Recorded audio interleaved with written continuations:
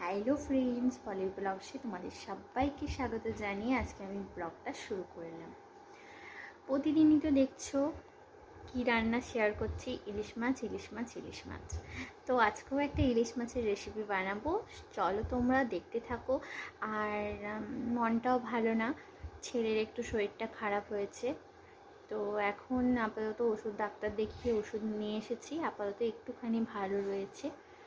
তো তোমরা সাথে থেকো আর ভিডিওটা ফুল ওয়াচ করো, আর স্কিপ না করে, আর লাইক কমেন্ট করে জানিও কেমন হয়েছে, ঠিক আছে?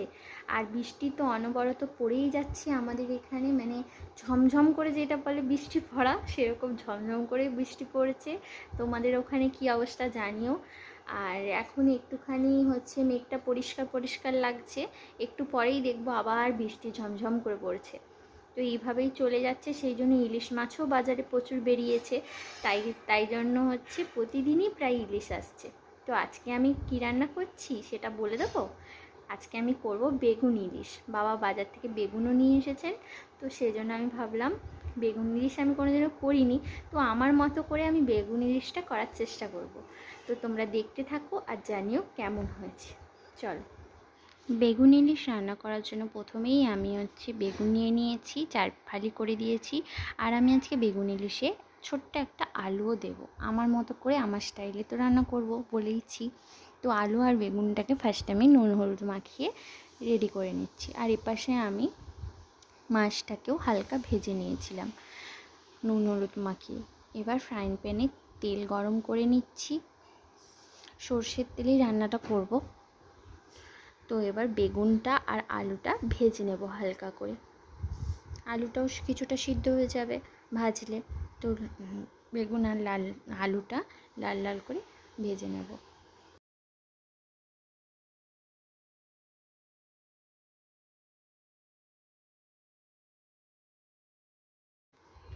দেখো আমাদের বেগুন আর আলুটা ভাজা হয়ে গিয়েছে, আমি তুলে নিয়েছি। এবার ওই তেলে, যে কড়াইতে যে তেল দেওয়া ছিল সেই তেলের মধ্যে আরেকটু তেল নিয়ে নেব, তার মধ্যে কালো জিরা ফোড়ন দিয়ে দেবো।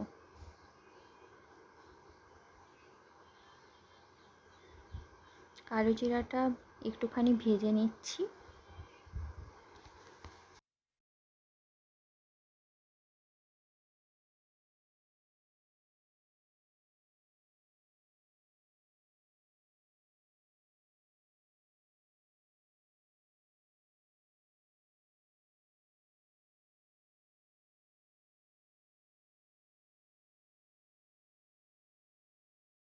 দুটো কাঁচা লঙ্কা মাঝখান থেকে চিড়ে দিয়েছিলাম, সেটাও দিয়ে দেবো তেলের মধ্যে।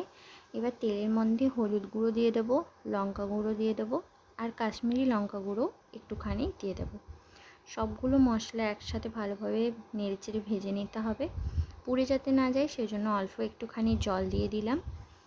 এরপরেও আবার কিছুখানি কষিয়ে নিচ্ছি মশলাটাকে।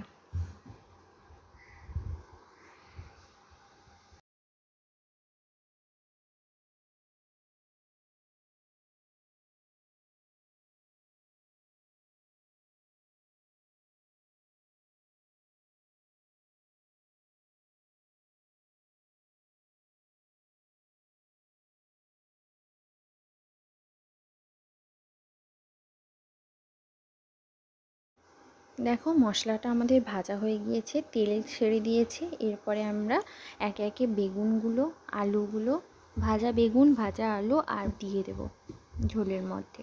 তোমরা এখানে চাইলে কাঁচা মাছও ব্যবহার করতে পারো, কিন্তু আমি এখানে মাছটাকে অল্প ভেজে নিয়েছিলাম। এরপরে পরিমাণ মতো জল দিয়ে দেবো। ঝোলটা ফুটে উঠুক, ঝোলটা ফুটে উঠলে আমরা পরিমাণ মতো নুন দিয়ে দেবো। আর তারপরে আলুগুলোও সিদ্ধ হয়ে যাবে, একটু ঝোলটা ফুটে গেলে তারপরে আমি মাছটা দেবো।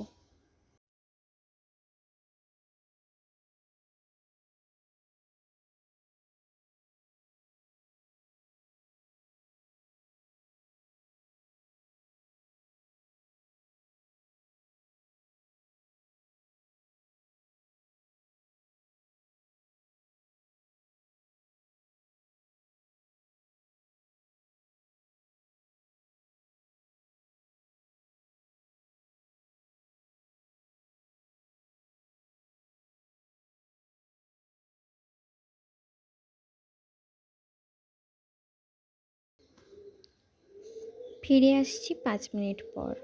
এবার আমাদের আলু আর বেগুন ভালোভাবে সিদ্ধ হয়ে গেছে। এরপর আমরা মাছগুলো দিয়ে দেবো ঝোলের মধ্যে। মাছগুলো একে একে দিয়ে দিলাম। এবার মাছগুলো দেওয়ার পরেও আমি কিছুক্ষণ ঢাকা দিয়ে সিদ্ধ হওয়ার জন্য রেখে দেবো 5 মিনিট মতো।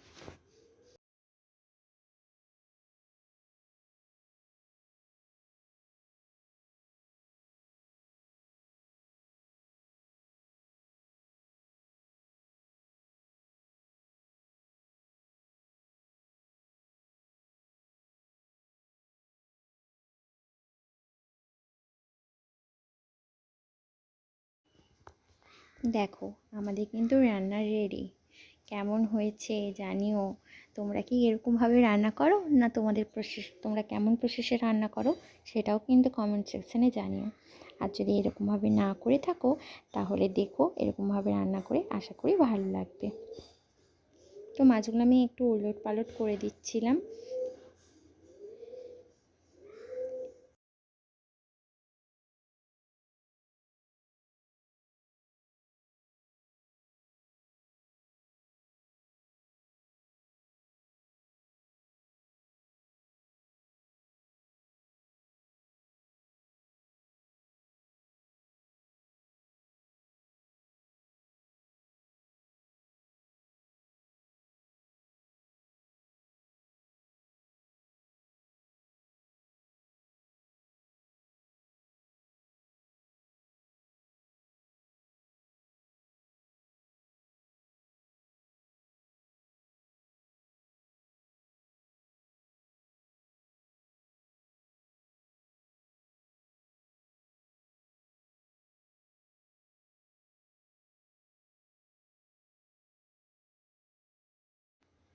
তাহলে দেখো রেডি হয়ে গেছে আমাদের বেগুন ইলিশ। আমি বেগুনটাকে সুন্দরভাবে সাজিয়ে দিচ্ছি যাতে বোঝা যায় ভালোভাবে। আজকে শুধু বেগুন ইলিশই হয়নি, সাথে হয়েছে ইলিশ মাছের ঝালও। তোমাদেরকে দেখাচ্ছি কি কি রান্না করেছি। দেখো আজকে আমি কি রান্না করেছি, ভাত, বেগুন ইলিশ, ইলিশ মাছের ঝাল আর আলু পোস্ত। ছেলের আমার মুখটা শুকিয়ে গেছে, দেখি টাকা মনে হাই ফ্রেন্ডস বলে দে বেটু, তাকিয়ে বলো এরকম করো হাত মেরে হাই ফ্রেন্ডস। ছেলের মুখ টুক দেখো। ওকে আমি তেল মালিশ করে দিয়ে গেছিলাম রান্না করতে। তো দেখো ও বসে বসে ফোন দেখছে। বেটু তাকাও, একটু বলে দাও কেমন আছো তুমি এখন। এই পাশে দিকে তাকিয়ে বলো, তাকাও বল ভালো আছি। তাকাও না তো ফোন বন্ধ করে দেবো। তাকাও তাকাও, এই পাশে বলো, বলো এখন আমি ভালো আছি। একটু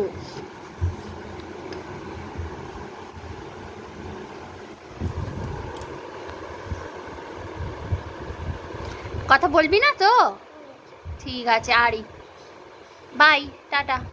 চলো তাহলে টাটা। আজকের ব্লগটা আমি এখানেই এন্ড করে দিচ্ছি। তো নিউ রেসিপি, নিউভাবে রান্না করলাম। আমি কোনোদিনও আগে কখনো রান্না করিনি, তো আজকে ফার্স্ট টাইম ট্রাই করলাম। তোমরা জানিও কেমন হচ্ছে। এটা দেখো ঘরের আওয়াজটা কেমন গম গম গম গম করছে, ফাঁকা রুম তো সেই জন্য। তো তোমরা জানিও কেমন হয়েছে রেসিপিটা। আশা করি এরকমভাবে ট্রাই করো, ভালো লাগবে খেতে। তো দেখো বাইরের পরিবেশটা,